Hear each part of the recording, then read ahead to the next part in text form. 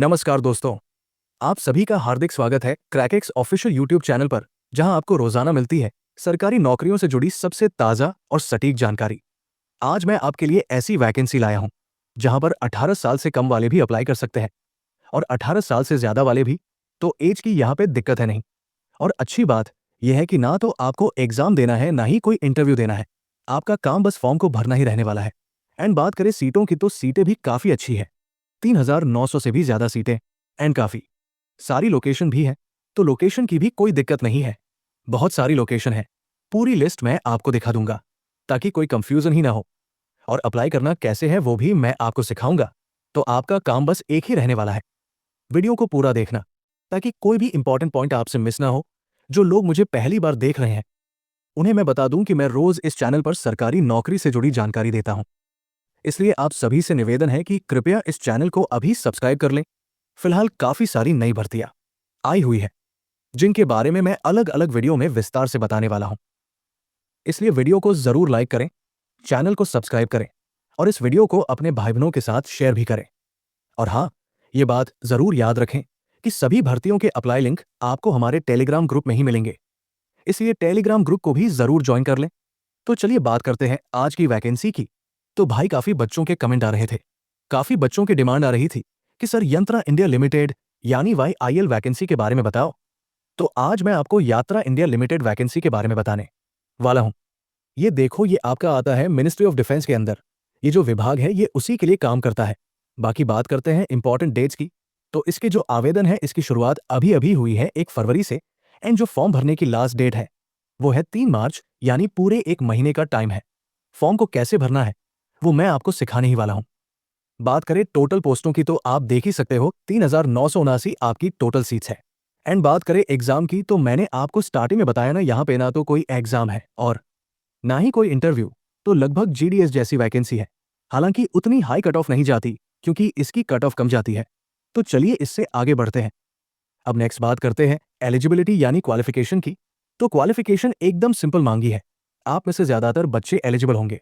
देखो, यहाँ पे अगर आप 10वीं पास हो और 10वीं में मिनिमम आपके 50% मार्क्स हैं तो आप नॉन ITI के लिए अप्लाई कर सकते हो। नॉन ITI के अंदर आपसे ITI का सर्टिफिकेट नहीं मांगा होता।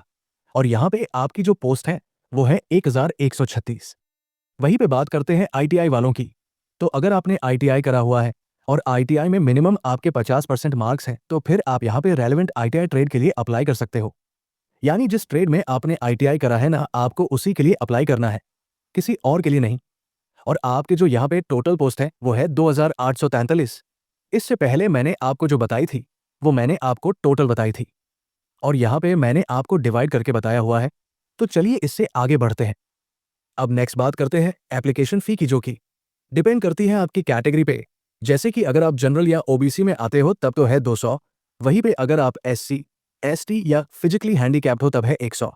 और अगर आप फीमेल हो या फिर आप ट्रांसजेंडर हो तो आपकी भी फी है 100। फीमेल को कैटेगरी में कंफ्यूज नहीं होना है। आप किसी भी कैटेगरी की फीमेल हो, सबकी 100 ही है। तो चलिए इससे आगे बढ़ते हैं। अब नेक्स्ट बात करते हैं एज की। तो एज पे तो आपको यकीन ही नहीं होगा कि भाई इतने कम वाले भी अप्लाई कर सकते हैं। देखो, यहाँ पे आपकी एज काउंट होने वाली है 3 मार्च से। आपको ये चेक करना है कि 3 मार्च 2026 को मेरी एज कितनी होगी। यहाँ पे जो मिनिमम एज है वो है 14 ईयर और मैक्सिमम एज है 35 ईयर। तो एज लिमिट काफी अच्छी दी है। इसके अलावा रिलैक्सेशन की बात करें तो यहाँ पे किसी को भी रिलैक्सेशन नहीं मिलने वाला, चाहे आप किसी भी कैटेगरी से हो। आप देख सकते हो, नो एज रिलैक्सेशन। तो कोई कंफ्यूजन नहीं होनी चाहिए। चलिए इससे आगे बढ़ते हैं। अब नेक्स्ट बात करते हैं वीडियो के सबसे इंपॉर्टेंट टॉपिक यानी सिलेक्शन प्रोसेस की। तो ये तो मैं आपको बता चुका हूं कि ना तो एग्जाम है ना तो इंटरव्यू है। तो देखो, यहाँ पे सिलेक्शन आपका हो रहा है मेरिट बेस पर। यानी अगर आप नॉन ITI के लिए अप्लाई करोगे तो 10वीं की परसेंटेज पर होगा और अगर ITI वाले में अप्लाई करोगे तो ITI की परसेंटेज पर होगा। इसलिए यहाँ पे एग्जाम इंटरव्यू नहीं लिया जा रहा। अब बाकी बात करें कि ऐसा हो क्यों रहा है। ऐसा इसलिए हो रहा है क्योंकि आपकी अप्रेंटिस की वैकेंसी है। अप्रेंटिस का मतलब यह होता है जहां पे आपको ट्रेनिंग दी जाती है, आपको प्रैक्टिकल काम सिखाया जाता है, आपके अंदर एक स्किल डेवलप करी जाती है। तो यहाँ पे आपको 1 साल की अप्रेंटिसशिप करनी होती है और इस दौरान आपको स्टीपेंड में मिलता है।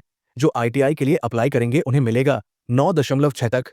और वहीं पे जो 10वीं पास यानी नॉन ITI के लिए अप्लाई करेंगे उन्हें मिलेगा 8.2 तक। तो ये कम है, मैं मानता हूं, लेकिन अप्रेंटिसशिप में ऐसा ही मिलता है क्योंकि इसके अंदर आपको काम सिखाया जाता है और इसलिए वैकेंसी भी फ्रेशर्स के लिए होती है जिन पे जॉब का एक्सपीरियंस ना हो। 1 साल के बाद यहाँ पे आपको अप्रेंटिसशिप कंप्लीट करने के बाद स्किल इंडिया का सर्टिफिकेट मिलता है और ये सर्टिफिकेट आपको काफ़ी हेल्प करता है।